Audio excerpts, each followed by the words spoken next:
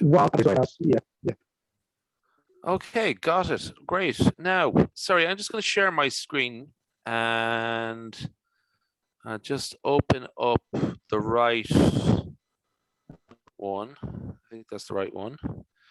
So hopefully you should be able to see Ghana R users January 2022. Is that clear? Yeah. Good. Sorry, I just wanted to check something else because I'm going to talk about some other things here. For example, research software engineering. Can you see that? Yes. Good. Okay. So I'll just, that's good. So we can, you know, work like that. So hello, everybody. My name is Kevin O'Brien, and thank you for your invite to the Ghana R User Group conference in January 2022. And that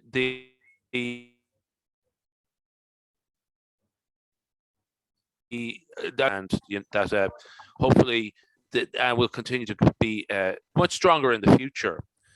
So just a little bit about me. I'm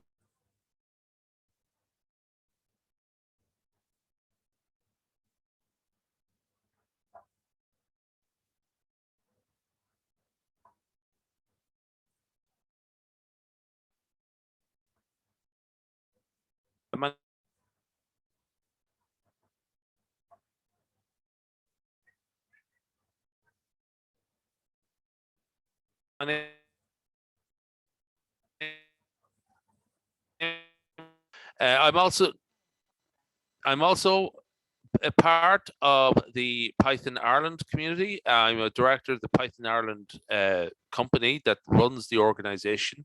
And also I'm part of the JuliaCon conference. I'm the social media chair of the JuliaCon conference.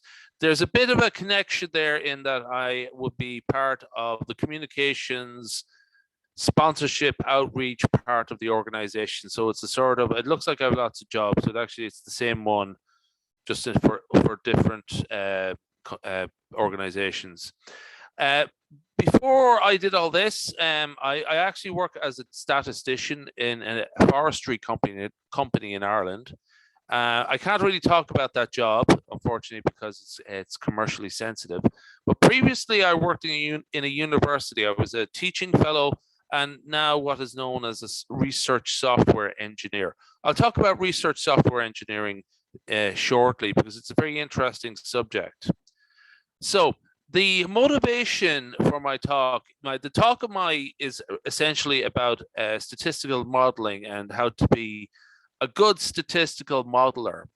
Now, without needing a PhD in it. So it's essentially what my intended audience is career young statisticians and data scientists, people who would have a very solid foundation in, let's say, R or Python, or even something other like Julia.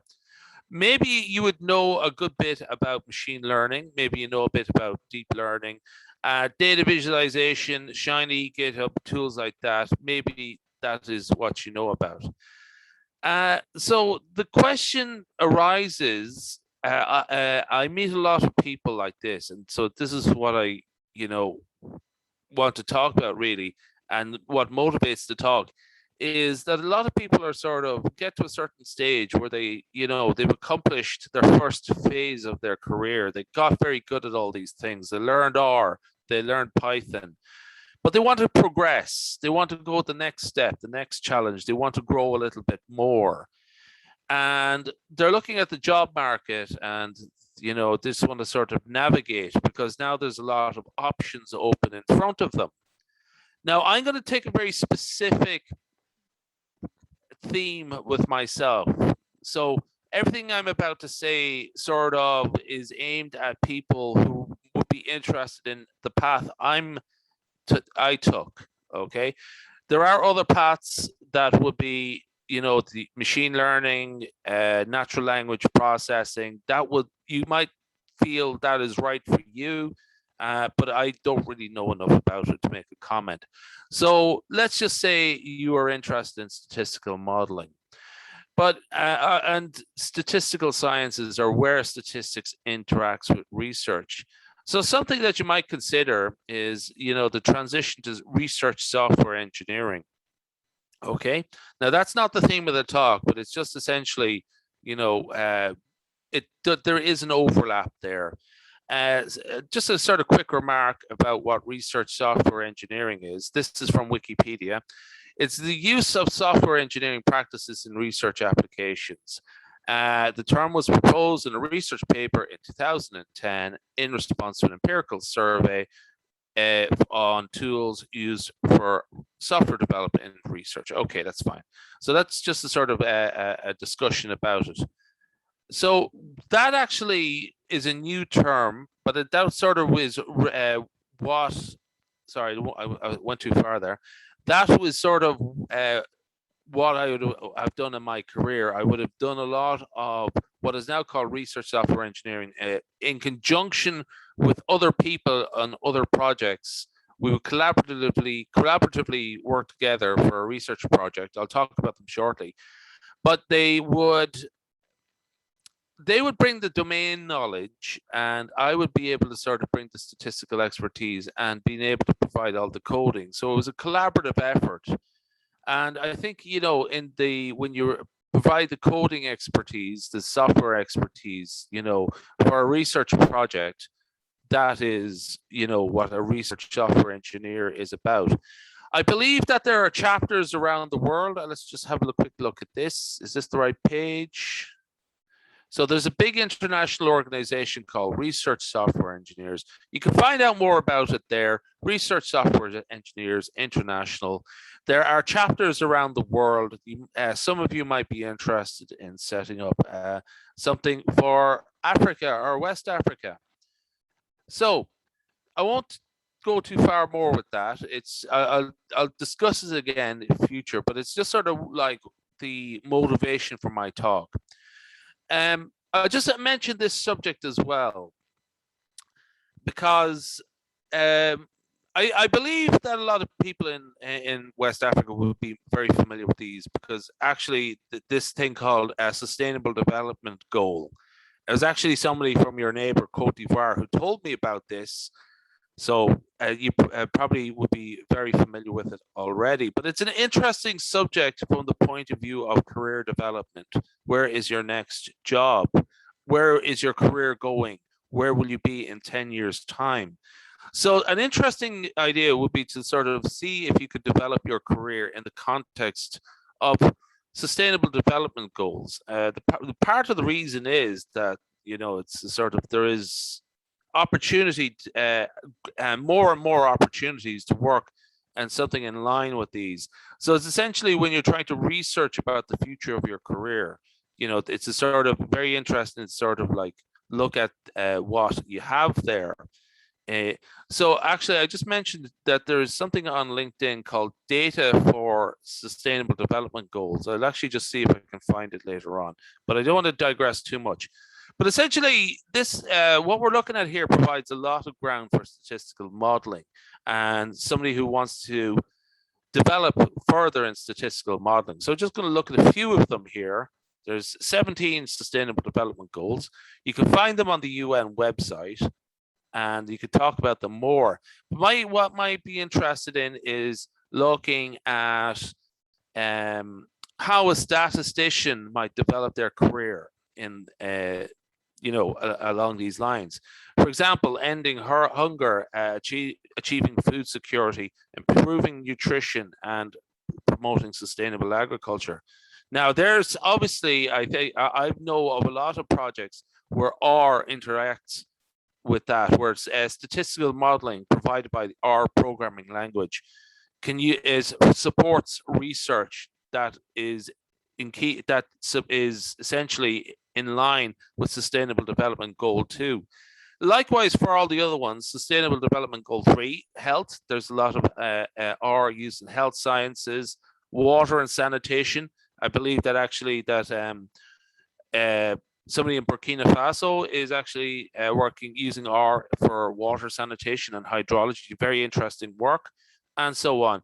Sustainable energy, there's a few more there. Actually, I have a few that more mentioned there, but I'm going to sort of progress forward. Sustainable development and economic growth, for example, econometrics, which is supported by R. economic sciences essentially, and reporting tools for economic analysis. That's something that R can support. Sustainable Development Goal 11, that's making human cities and human settlements inclusive.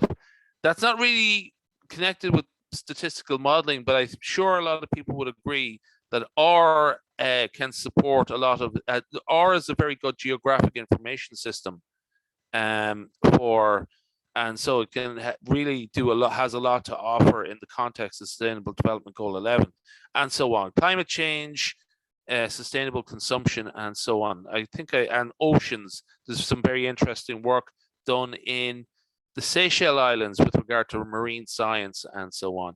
So there's more of them there. I didn't want to mention them all, but like I did end up mentioning most of them. But anyway, so it's a very good sort of framework to look at and just to sort of see where statistical modeling, where your R skills and your statistical modeling skills, where this can take you in the future.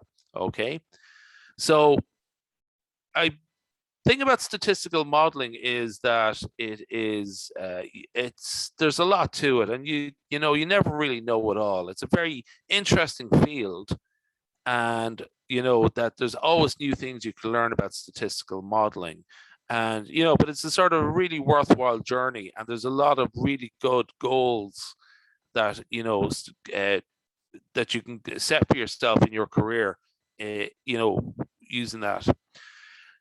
So just actually, sorry, I just sort of, I made a mess of that there, but it's some of the work I've done myself actually is audiology, equine science, water quality, milk production, sports science, and forestry. Those are the couple of things I've worked in myself. And those are the things I sort of built my career in right now. As I sort of said, I actually work in forestry properly, but I built up a lot of my statistical modeling skill set in a lot of other similar projects. And that was I'm very happy about how that turned out. Now, just actually what I'm getting at here is this thing called domain knowledge. And I'll just see if I can find this here. This is going back to the a very important point about careers, okay? This is something I saw on LinkedIn actually, because again, my intended audience here is career young statisticians, okay? People who just got their masters or something like that. They got their first data science job, but they want to sort of move forward. They're working as a data analyst and they want to do something more challenging. So this is a very interesting post here, and this is very good career advice. And I would actually, this is from a guy called Michael Green. I'm just going to move this to one side there. I'll just read it out here because it's actually a very good point. I really agree with it. Many thousands of people are dabbling in R or Python for a few months and then seeking to get hired as a junior data scientist. Unfortunately, there is very little demand for junior data science talent in the current job market. Now, I actually think that is correct. And so that's actually sort of part of the motivation what I'm getting at, because this has come up as a topic of conversation before, that there is a false impression given to career young data scientists that there is, a skills shortage and they're in demand. That's not really the case, okay? So, but it's not that it's not doom and gloom yet. There is a hope. To make matters worse, most aspiring data scientists avoid being pigeonholed into a particular industry. I just want to do data science, they say. I don't care what industry I'll be serving. Like it or not, most hiring managers are looking for people who can solve practical data problems in their own industry. They are more concerned with finding someone who understands them and their problems than hiring an academic who can build a neural network from scratch.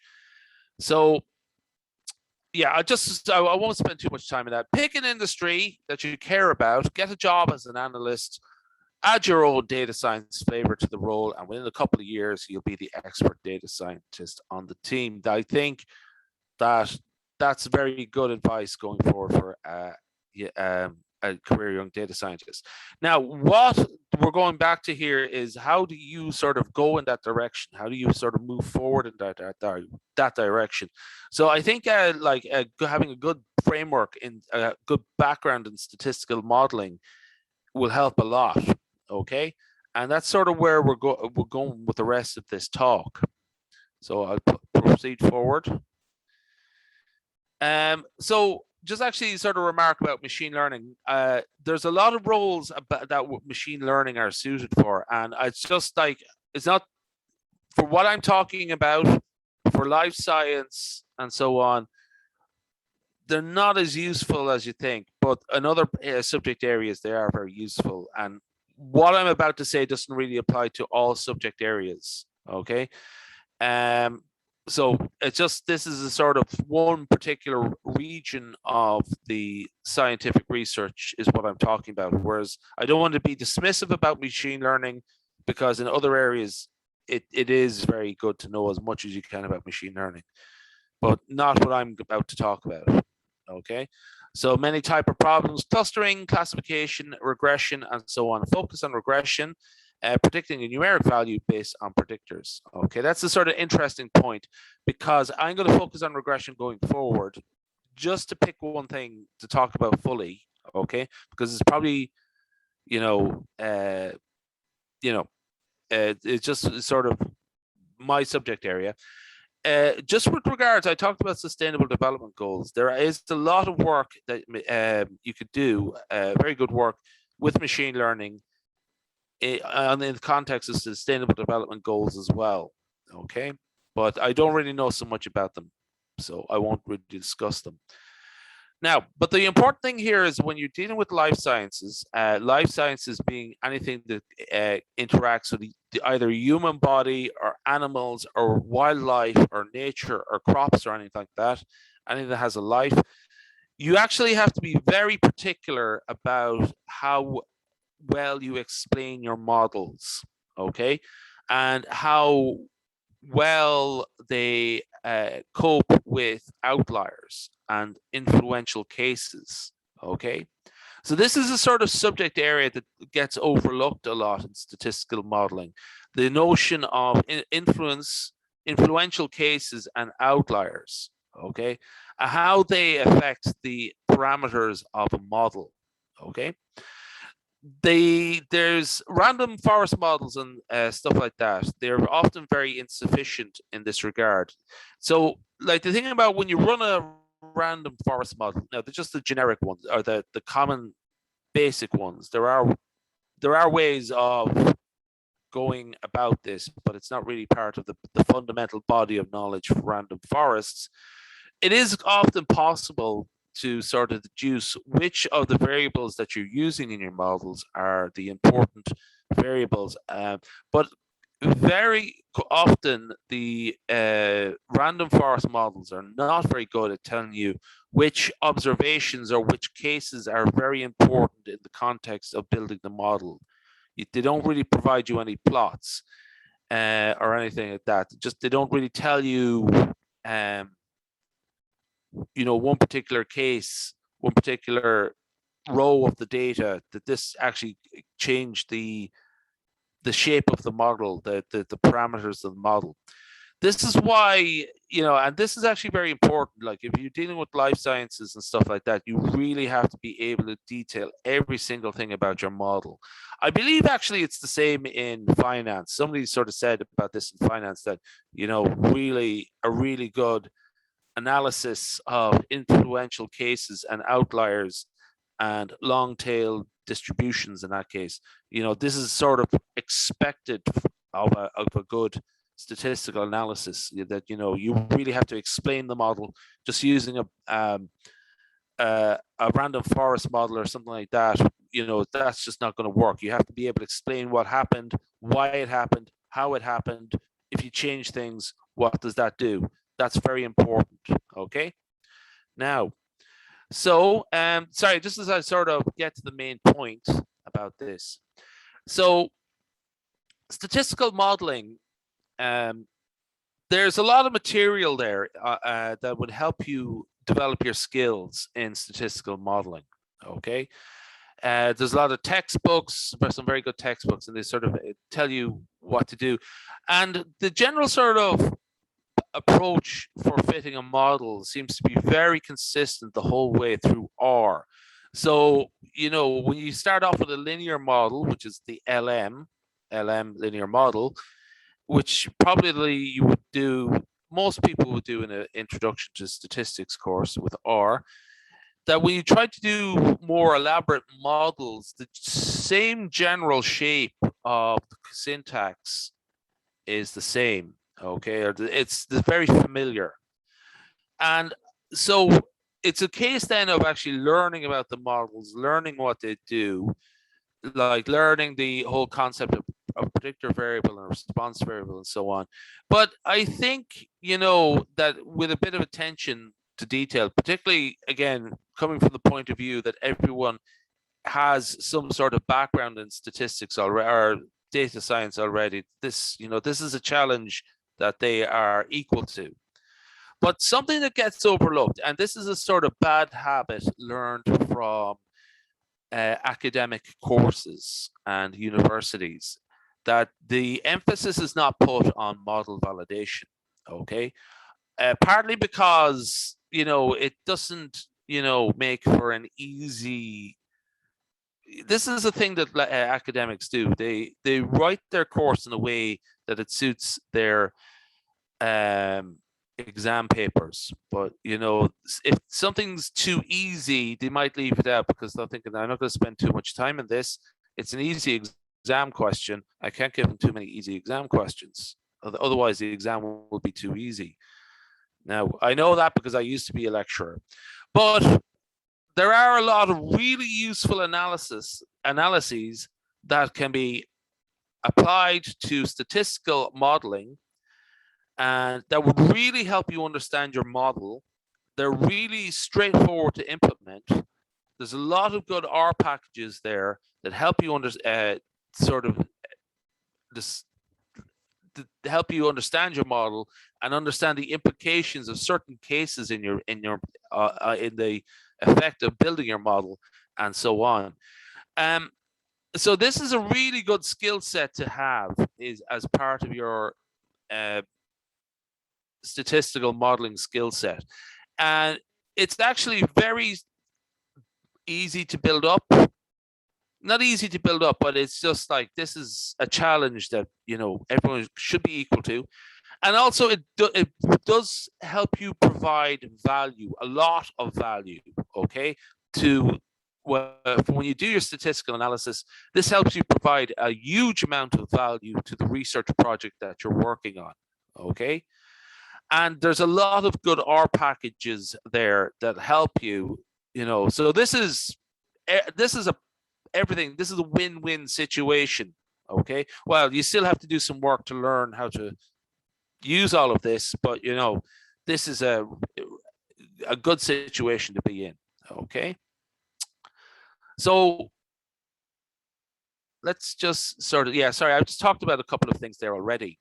That this is just me repeating myself, that it just sort of you should have essentially, when I'm talking about this, I'm talking about people who sort of might have seen a linear model, LM, this sort of linear model already, okay? And people who sort of have some sort of familiarity with conventional regression analysis, okay? There's a lot of really good statistical techniques, graphical procedures, and hypothesis tests. I won't be able to get through them all, and really, I shouldn't get through them all. I'll just go through a few of them here. And what I'd like you to sort of go away with thinking, I can really do this. I can learn all about this. I have a really good skill set for, let me just change that light. And, this actually would be the type of thing that, maybe somebody from this or user group would be able to sort of do a talk on in the future, just a demonstration of a couple of the R packages I'm about to talk about. I'll do them in some sort of detail, but there's a lot of interesting stuff here to go forward with. One in particular I like is the CAR package, or the CAR package, okay? This is written by somebody called John Fox et al. And his colleagues. And so I'm going to sort of mention a couple of things on that package there. I find a really useful package to sort of assist with my statistical analyses. Okay. Something I found recently, I was going to talk about it in this talk, but I've not properly had time to look at it. This is something that complements the CAR package, and it's called Easy Stats. Okay. And here is a sort of a network of really good R packages. Now, to be honest with you, I don't know a whole lot about them, but correlation, C, report, insight, performance. I know a little bit about performance because it's very similar to the CAR package, and it just actually sort of helps you sort of determine how well your R packages work. I'll just actually quickly just go over here. Firstly, I'll go to the Easy Stats package because I think if you Google this, you should be able to find it. It's github.com Easy Stats. I think they're on Twitter as well. And there's the contributors over here on the side. So, you know, I won't spend too much time in it, but there's the performance package, which is, again, very similar to the car package from what I believe. This is what it has, just a sort of, this is a body of knowledge that it has built up. I'll just look at it shortly. Collinearity, check outliers, check over dispersion, and so on. Sorry, I don't want to go too fast in this. Performance, accuracy, and so on. It works for STAN. I don't know if everyone has heard of STAN. It works for linear models, it works for k-means, and it works for interval regression, and so on. So there's a lot of interesting stuff there. You might actually notice, I'll just turn that back to, there's a lot in that, but it's actually lots of small things, really, that, you know, you apply it to your model, you get a metric, and this metric tells you something about the model. Just before so it's from the point of view of developing the skill set, I think that's very achievable. Just as a quick remark, though, a lot of statistical models are based on some sort of hypothesis or assumption. I'm not really talking about those in this lecture, just for the sake, or this talk, just for the sake of time, but they are also a very important part of the model building process, knowing what assumptions, model assumptions, distributional assumptions underline the data, and making sure those are met. Now, there's a lot in that. I won't talk about it. I just for the sake of time, I won't talk about it. It is a very important item. Now, so Easy Stats. I invite you all to have a look at that. And a couple I look at here directly is Inspect DF, WB plots, MASS, CAR, and GBLMA.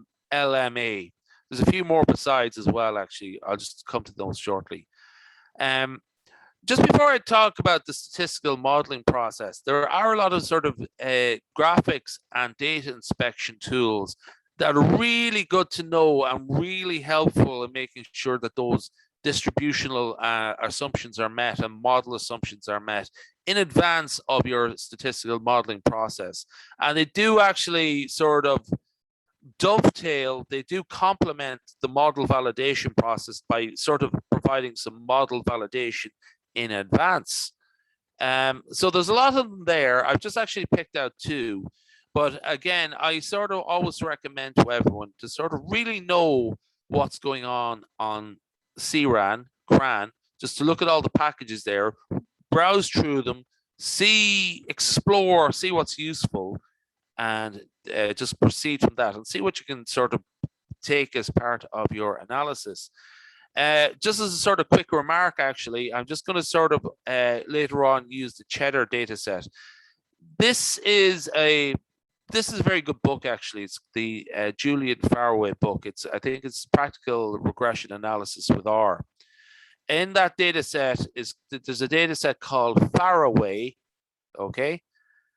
Sorry, a package called Faraway, our package called Faraway, and it contains loads of really good data sets to help you learn about statistical modeling. That's a really good book if you ever get the hang of it, but also the packages there, that R package has a lot of really good data sets that help you, provide something that's a bit more challenging than Iris. I'm sure everyone has heard of Iris.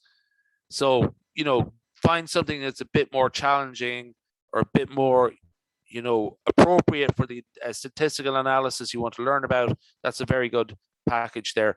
There is one there called Cheddar, Cheddar Cheeses, again, food science, where we have a response variable, a dependent variable, and 3 predictor variables: acetic, I believe, H2S, and lactic. So I'm going to use that later on.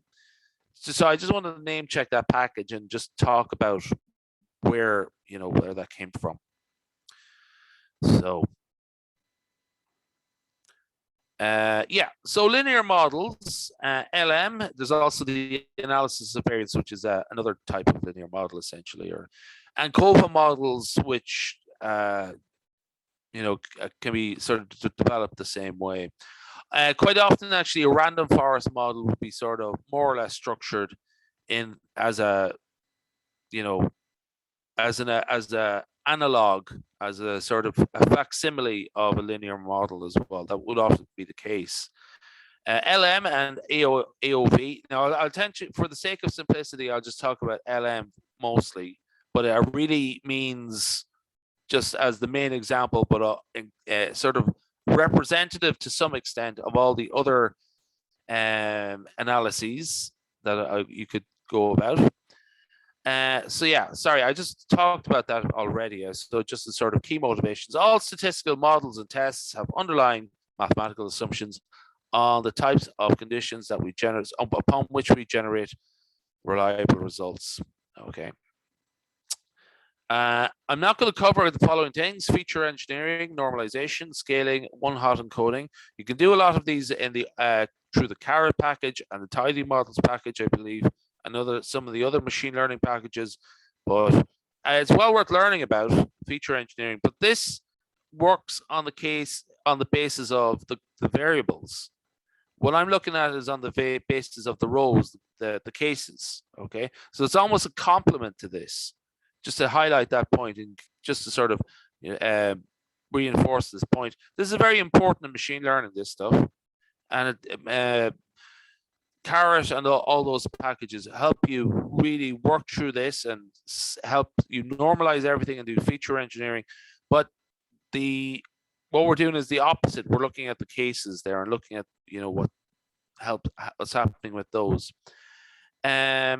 So yeah, be thorough with your data analysis. I'm going to just sort of rush in here. There's a couple of key points. I think I just sort of mentioned a few already. Couple of packages: inspect DF, janitor, WV plots, GGLI.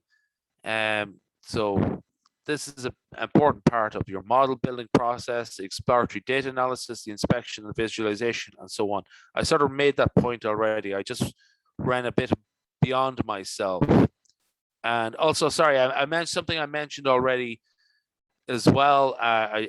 Just some really useful packages I just mentioned suggested to go and look at all these R packages like A3, Arsenal, Analytics, GData, Descriptor, Furniture, Rock Chalk, Yardstick, just to name a small selection. I found them by looking at CRAN and just sort of seeing what was there, and I found them to be very useful. I invite you to have the same sort of journey as well and see what you find that is useful for you. Now, I'm going to skip on a bit here because I'm spending a lot of time on this. Inspect DF actually is a package I really like, but I'm just going to sort of skip past this. I believe it is Alistair Rushworth in Scotland is the manager of this. There's also WV plots, which is wind vector, and it's Nina Zumel, I think, manages that. runs that one. This is a sort of really lovely R package that is provides a sort of more enhanced plots for exploratory data analysis. Is one I really like, actually. WV plots. Watch out for the capitals WV and P. Okay, so those are some really good packages. Anyway, I'm going to sort of digress here because I want to sort of get back to the fundamental topics. Those sort of things, actually, those data inspection packages. This is on a journey. You can go on yourself. But this actually is a sort of more interesting topic. This is one of the subjects that's close to my heart, and it sort of focuses us on the subject of picking out important cases in a data set. Okay. Now, the thing about the Mahalanobis distance, it's a multivariate distance.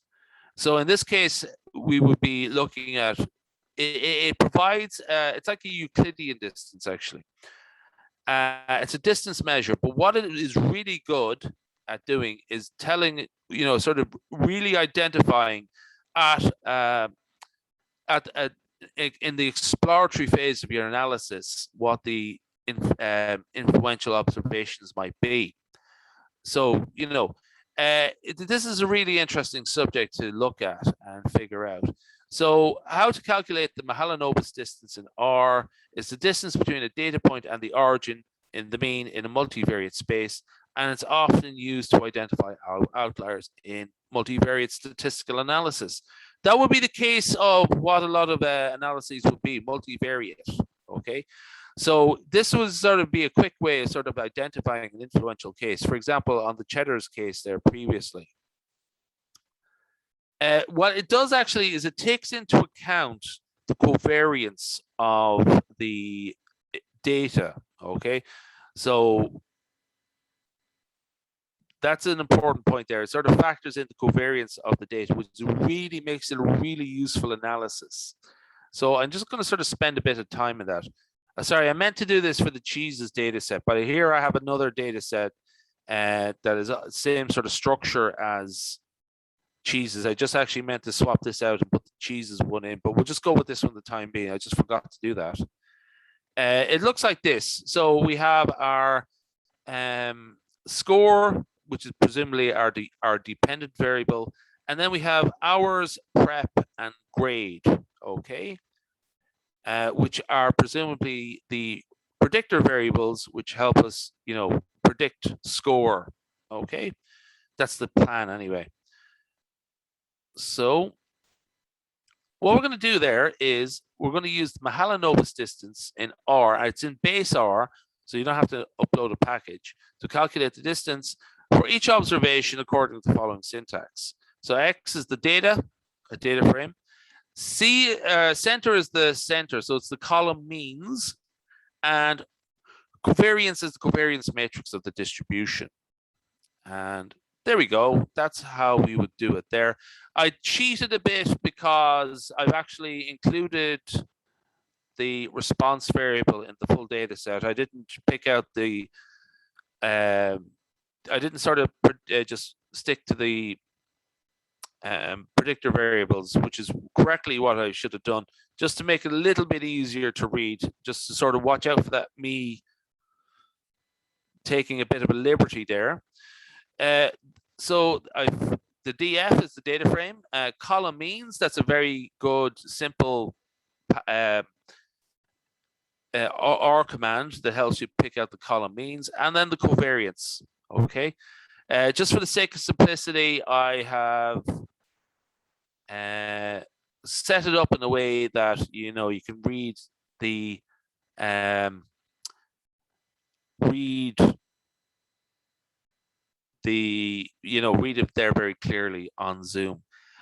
Just for this 6, now I think there was about 30 observations altogether. So just based on this 6, a lot of them seem to be between 2.5 and 5.2.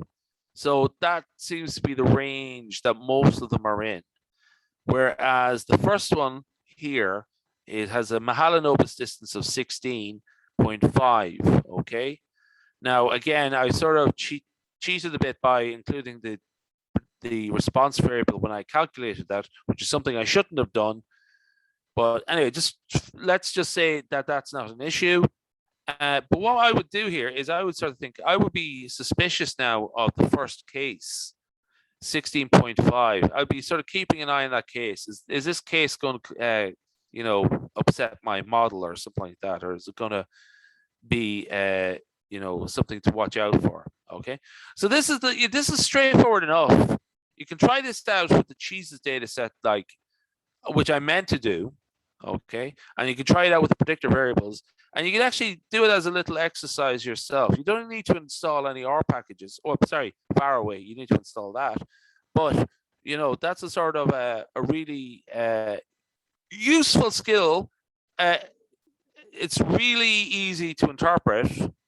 Okay, and also in a statistical analysis, as part of your statistical research project, you're providing a lot of value to the project with not a whole lot of code really.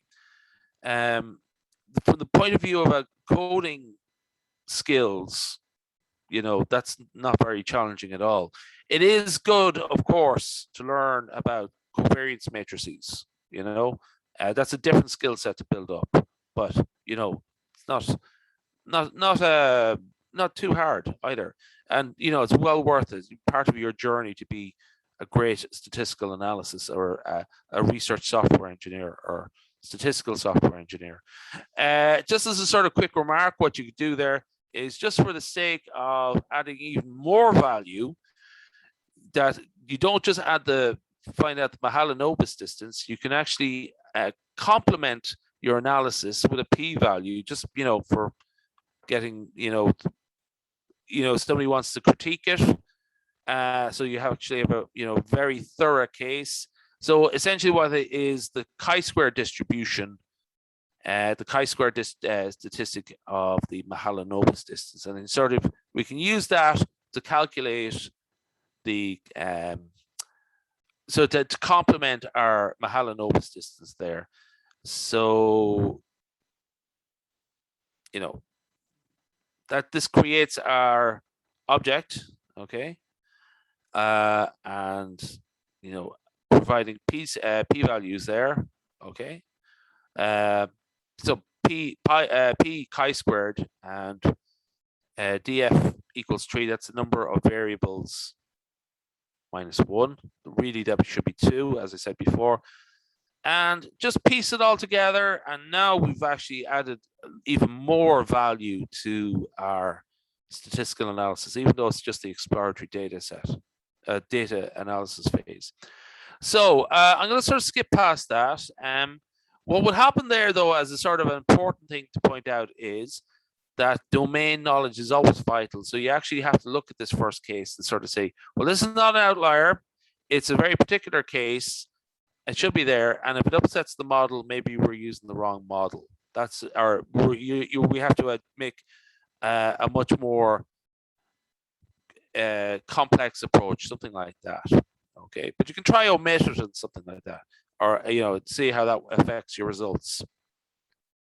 Now, so I just briefly sort of set up a couple of things. So that's my stuff about Mahalanobis distance.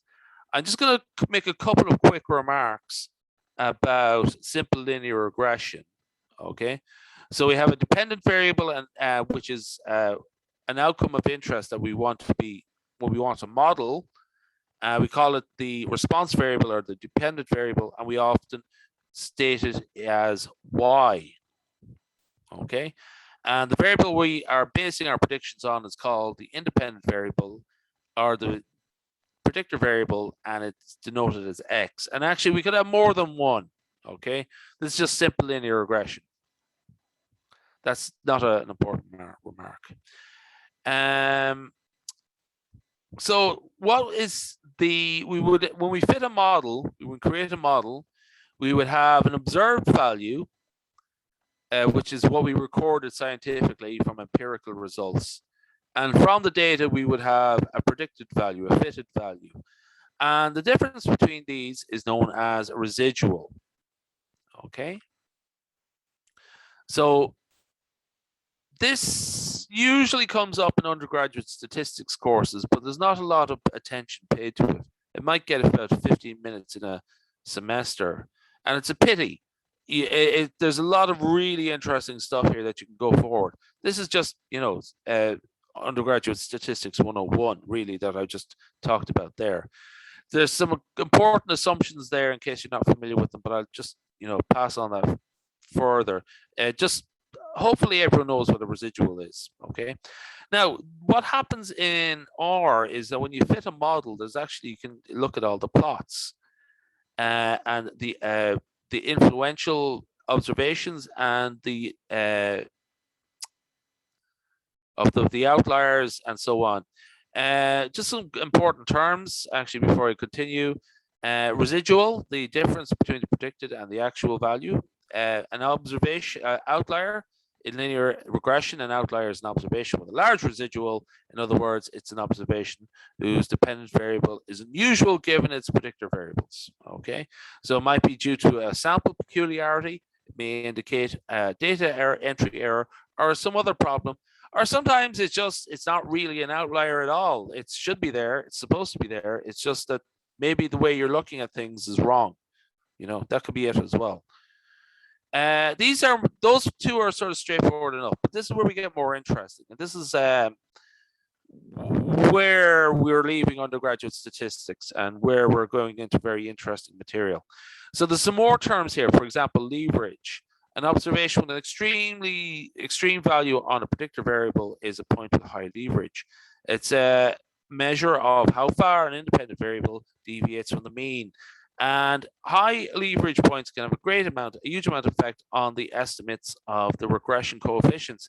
Now, the thing about it is, essentially about leverage, is that they might not be obviously outliers, okay?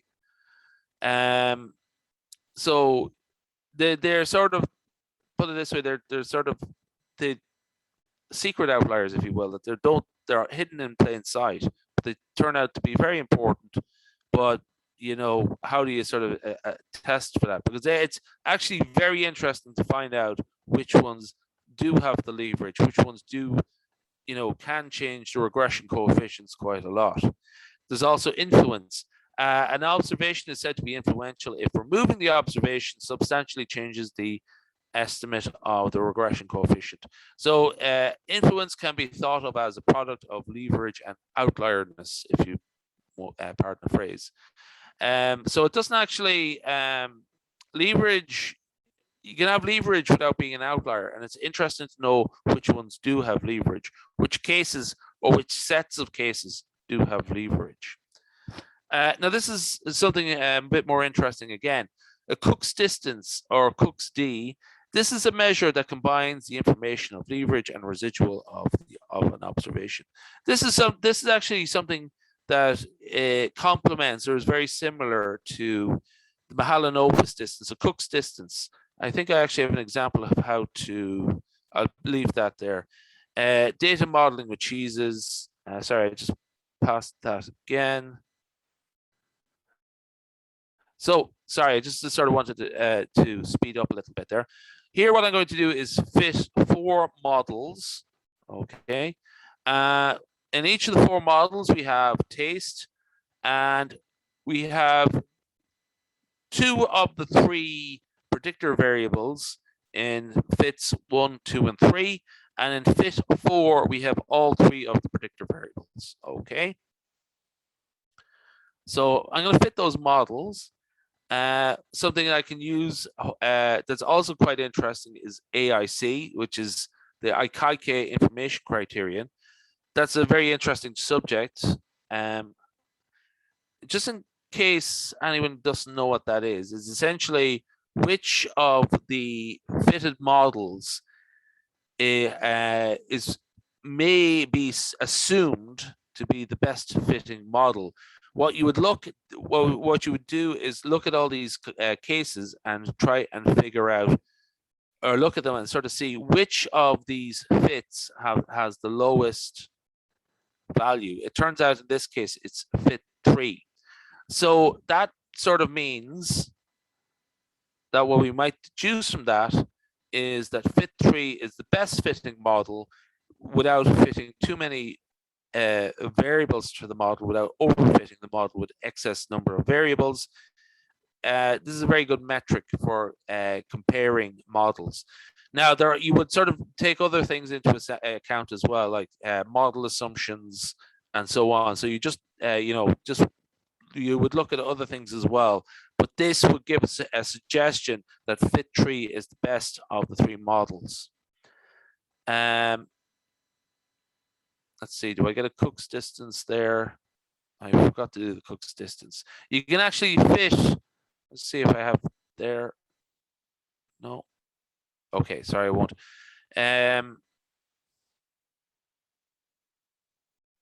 You can actually sort of fit Cook's distance in the same way, Cook's D, to fit one, and it'll actually be able to tell you which of the observations is a good fit according to this model, and which is a bad fit. Okay, so I actually meant to put that in. I just dropped it for some reason. So AIC and Cook's distance, two very useful things to know. They're very straightforward. Simply all I did, AIC, and just named the fit of the model. Actually, I just want to sort of highlight that point. There is a little bit about learning the background of them and learning the considerations, but from a sort of technical sense, you can actually develop very quickly. I know a lot of people might not be familiar with this, but you can move through it very fast and develop through it very fast and get really good at it. Just a sort of quick remark, actually, there's plenty of R packages like this, something that would be able to complement your analysis with AIC and Cook's distance is a model R package. I believe this is actually now part of Tidy model, so maybe this is like a bit out of date. This would be able to give you the RMSE, the MAE, and the QAE. These are some equally interesting model metrics that you might be interested in. Okay, RMSE, and they're very easy to fit. Just set up the model there, or install the R package, set up your model, and have it ready. And then, just for the name of the data set. And you can put in other data sets as well, just to see how they would fit with testing and training data sets, if you get me. RMSE, and this will give you your value there. How to interpret it is you would actually just have multiple models there and compare and contrast. Mean absolute error, same thing. And QAE, I don't really know that much about QAE, but it's a sort of how to interpret it. But essentially, just for the process, I don't actually use that one, so I don't really interpret it that much. But it just it's a very straightforward process, really. Other summaries are there as well. I'm just going to sort of scoot forward a little bit because there's the R squared of the cheeses data. Just as a sort of quick remark, that the LM model actually also provides some diagnostic plots. It's not often known, actually, that there are actually 6 of these plots and rather than 4. A lot of people know about 4, but they don't realize there's 2 more there hidden in the background. I'll just look at these very quickly. I won't spend too much time on them, but models and so on. Sorry, just do a quick sound check here because I think does that me? I just had a warning on my thing. Yeah.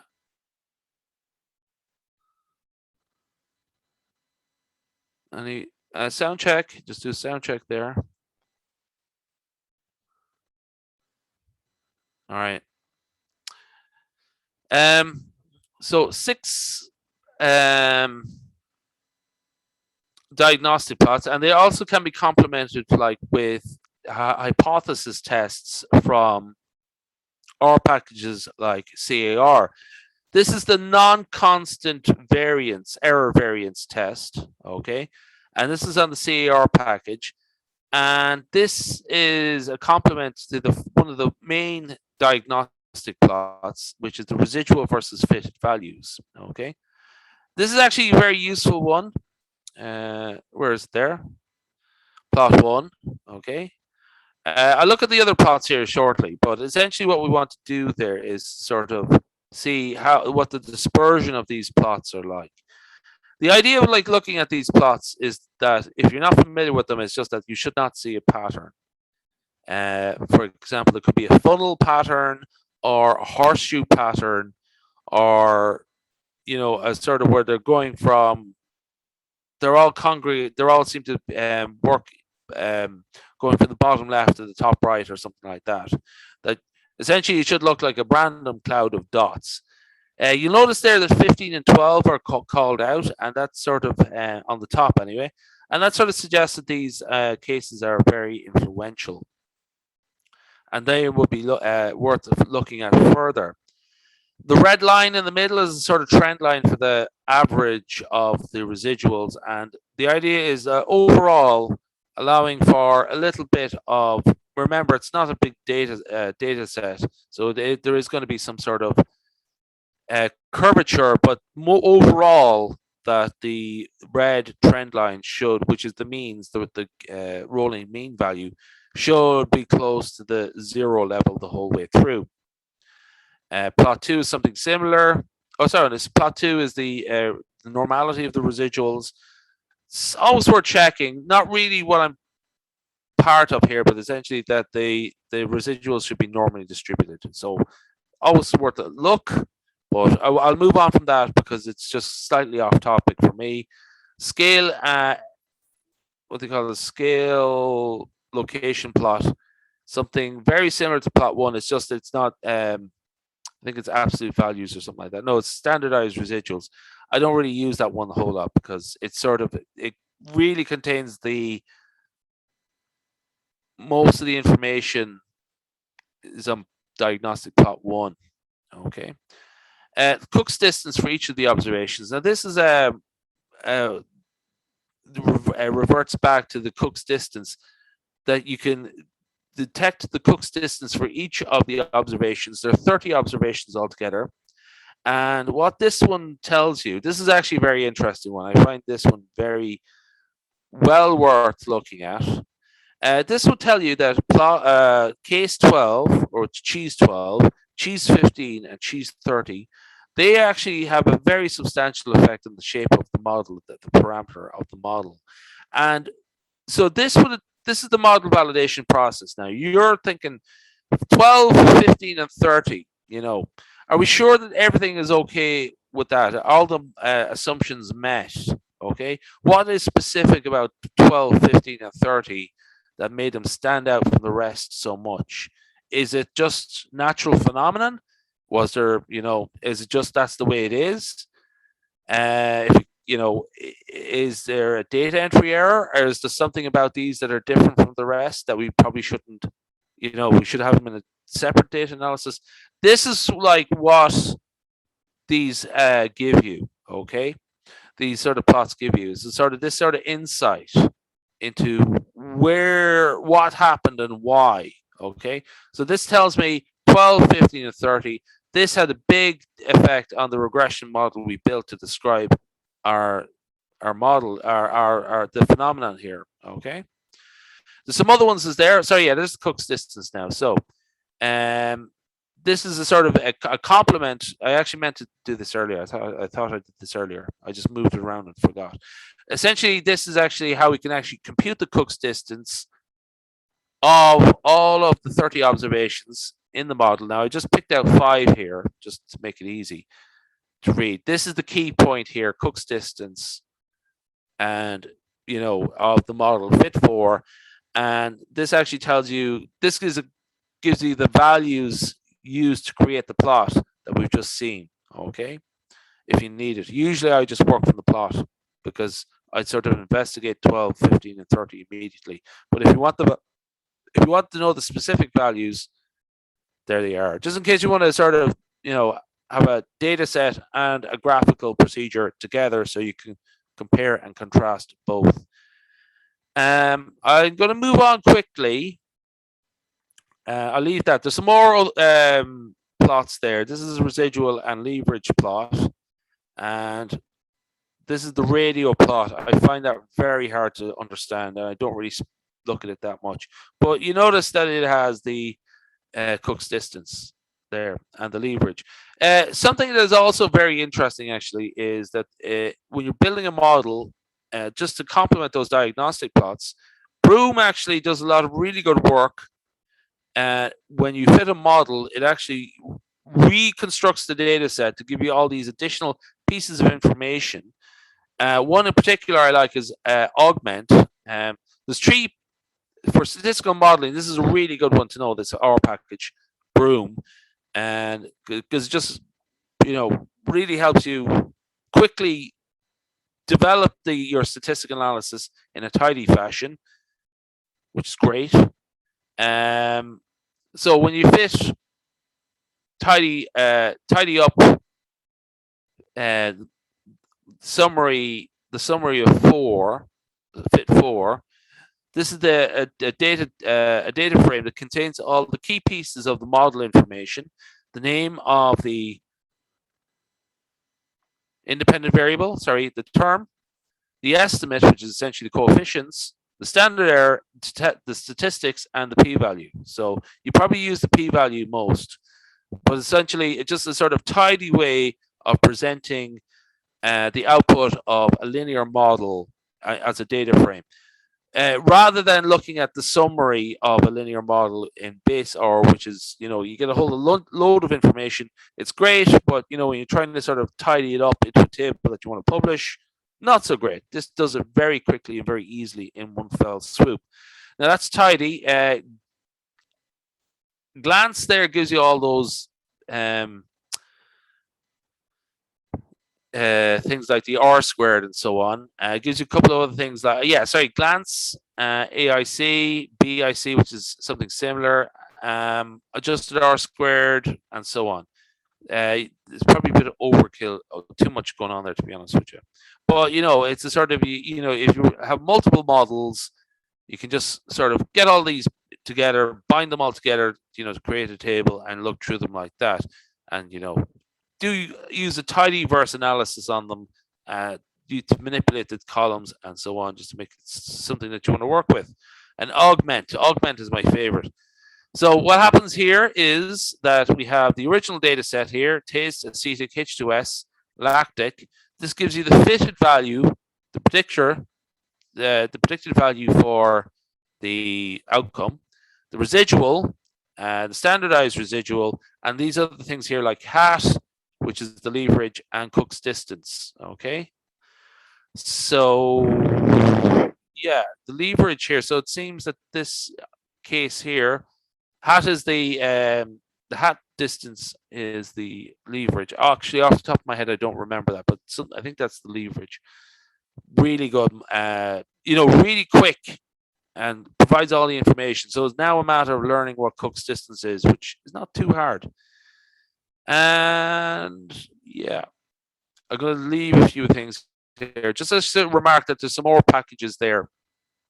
That's a lot of hard stuff, and I'm just going to sort of remark that there's some more packages there. I invite you to take a look at GVLMA, Global Validation of Linear Models Assumptions. I really like this one as well. It's very straightforward. Just actually name the model and apply GVLMA and so on. And I invite you to have a look at that there. I think it provides loads. Yeah, there we are. It provides loads of these plots in one fell swoop. OLSRR, that's a really good one I like as well. OLSRR gives you all these things like, so yeah, just put in OLS plot diagnostics and creates all these lovely plots. Very nice, easy to look at. Very quick job. Okay. Helps to do the residual plots if you want to just pick out particular things. Okay, the box plot of the residuals if you want that. Broich-Pagan test, I hope I pronounced that correctly. This is something similar to the NCEV test, which is the sort of test for non-constant variance. So that is provided there as well. I apologize, I'm skipping through it now because I realize I'm out of time. But just to sort of remark upon the ease of which how much value these give, but also the fact that there's not a lot of technical knowledge required to build them. It's just I find them very easy to use. Okay, the Pruitt-Pagan test for heteroscedasticity, skedasticity. You know that it actually helps you there. It provides a lot of guidance for that is particularly useful, particularly if you're new at this for the first time. What's the null hypothesis? What's the alternative hypothesis? Great, it's great. So yeah, this provides a lot of value to your statistical modeling process, and all of these packages. There's more besides. I just mentioned a few of them there, and they're great. There's a couple of other ones there, like OLSRR. I think I mentioned another one there, Cook's distance again. Sorry, just punched that in there at the end. Yeah. DF betas, it tells you how to compute DF betas. Residual versus leverage plot. Press, these are prediction sum of squares, which will tell you how well the model will predict new data, which is very good to know. And so it's all there in this package. I really like this one, OLSRR.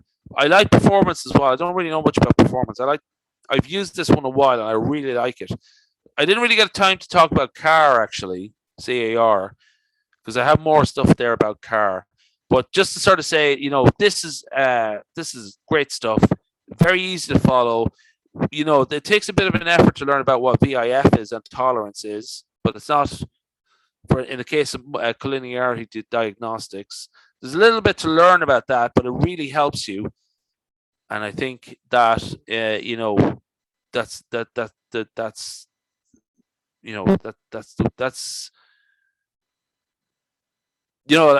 essentially a lot of good R programmers have made a lot of good R packages that can help you be a really great statistical modeling analyst, and you don't need a PhD in statistics for this. You can really just learn it on the go, and also when you collaborate with other people, you really get a great synergy there of skills and ideas, and people like forestry people and equine people will know a bit about what they need, and you'll be able to sort of complement them in their skill set.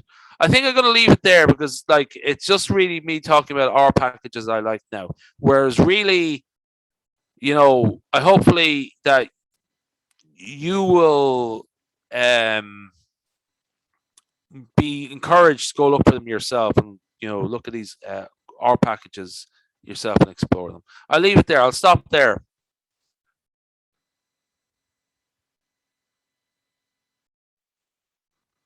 Now, so what's happening? So, any questions? Any questions? Like anyone with questions that you want to ask? So, this any.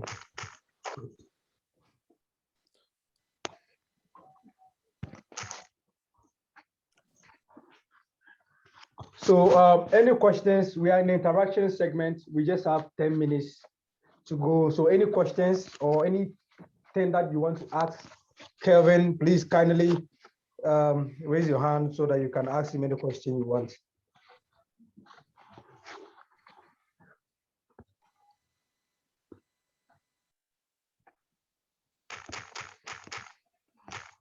No question.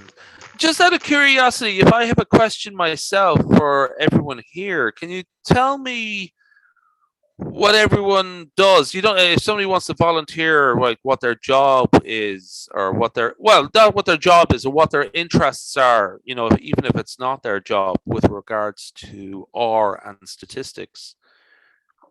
Because it's just sort of good for me to know about that, that if do people work in agriculture or forestry like me, or did they work with animal or life agriculture, something I used to do with horses. No.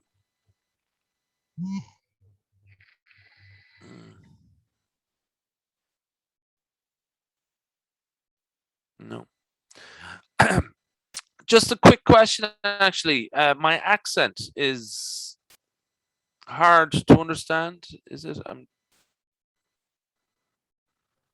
Oh, we understood everything. Well, Okay, that's personally, I good. couldn't Yeah, sorry, I was understand. just worried about my accent because French people can't understand me at all. We understand you perfectly. Yeah. Okay. Good. I don't know. Maybe it's the French people. Or, Okay. Okay. yeah. Well, let's go to so you've got 2 more talks tomorrow, or tomorrow and Sunday. Yes. Excellent. Yeah. Um, So my question is, you've been working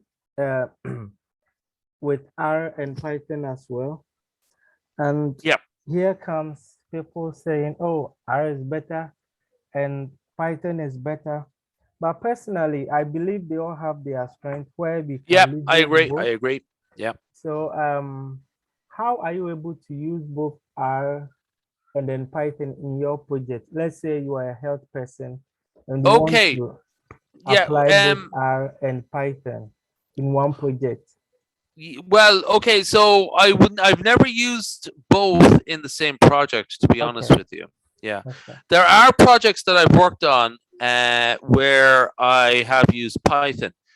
And essentially, the difference was there in Python, it was essentially connected to Earth observation data. Okay. And also, there was another case where it was sort of, I believe, I don't really know what my job wasn't really to analyze it, was just to sort of pre process it. But it was essentially very large matrix data. And so the thing about Python really is that it's the sort of the size and scale of some data sets are so big that really the facilities in Python are for dealing with large data sets are, well, historically have been better. I don't know if anyone has ever used Earth observation data, and so like anybody who's ever used it, it's very, very large data. It's 10 gigabytes. So just like for stuff like that, Python has been historically better. And also what happens is that some subject areas have sort of developed a preference. Everyone knows them. Other examples are in Python. So it just has that first prime mover effect, if you get me, that just people started using Python first. So everyone just uses Python in that subject area. Earth observation data being one. But for other things like some subjects like statistical science, a lot of people actually still use SPSS. I did one project that was related to audiology, which is hearing. Okay, clinical trials for how children hear. So that was historically done in SPSS. We were able to do part of it in SPSS, but there was a transition there for R because some of the analysis I talked about, where I talked about the cheeses data set, in that case, it was like I picked out some real world examples, but in that case, it would be children. So 12, 15, and 30. The influential cases would be real children. And so it's just actually like a clinical researcher would be able to go to the files of these children and sort of say, what's going on here, that's why are they standing out so much? Just out of curiosity, it might just to sort of check. Maybe there's nothing wrong, but just to check what happened. So like, yeah, in some other subject areas like sports science as well, they wouldn't be dealing with large data sets. but and mostly they'd be based around universities, and universities would have SPSS. So it was either SPSS and then R as well, because some of them wanted to start using R, just to for visualization tools. I am agnostic with regard to R or Python. Some of them, you see, Python people don't really get statistics, to be honest with you, and they don't really see that a lot of subject areas would need really good levels of statistical research and a skills base to help provide those answers. They just don't have the background in it. I don't pass any remarks on language wars stuff, Python versus R. I don't pay any attention to it. And actually, other people who are very senior, they don't really like. I'm not going to name names, but they don't really like language war stuff either. Yeah. So, if the thing about Python and R is that it's not a bad idea to have a bit of a grounding in both. There's actually a website, I think it's called cocalc.com or org. I'll check it out. This is a really good website if you want to learn about Python and R. If you know about Python, you want to learn about R, or vice versa. And this actually helps you run Jupyter notebooks on the cloud, and you can save them. So some of the packages might be out of date. Do you know what I mean? That there might be the last year's version of dplyr or something like that, or pandas but it's a really good sort of system that you don't have to install everything. You can operate everything in the cloud and use it there, and that's a really good sort of framework for learning about both. And I do actually sort of encourage people to learn a bit about both. You never know if you need to change a job, and then it sort of says must have Python or must have R. It's that you be able to sort of step up to the challenge. Is there a big Python community in Accra? Yeah. There's a Good. big Python community. I hope everyone's friends. Yeah. Yes, we have the Pi Ghana. Yeah, good stuff. And then the Yeah, Pi ladies too. yeah, in good Ghana. stuff. Yeah. Okay.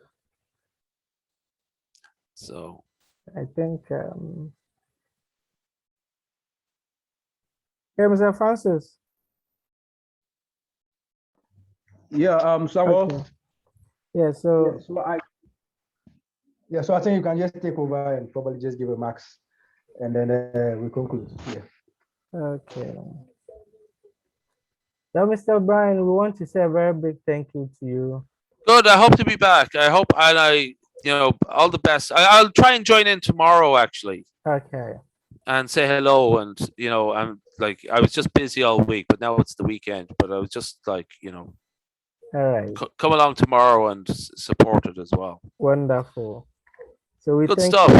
you. Thank Okay. you so much. Okay. Hopefully see you all. Time. Yeah. All right. Thank you. Okay, I'm gonna go. So. All right. Bye-bye. Bye. Bye-bye. Thanks everyone. Bye-bye. Bye. Bye. All right. So, colleagues, thank you so much for joining in. I believe we've been excited about the topic. Then, like I said, we will continue with the practicals of some of these things as we go along in the months and the days ahead of us. So thank you so much once again. We will continue our chat on our page, and then everything continues tomorrow at 6. Okay. Thank you.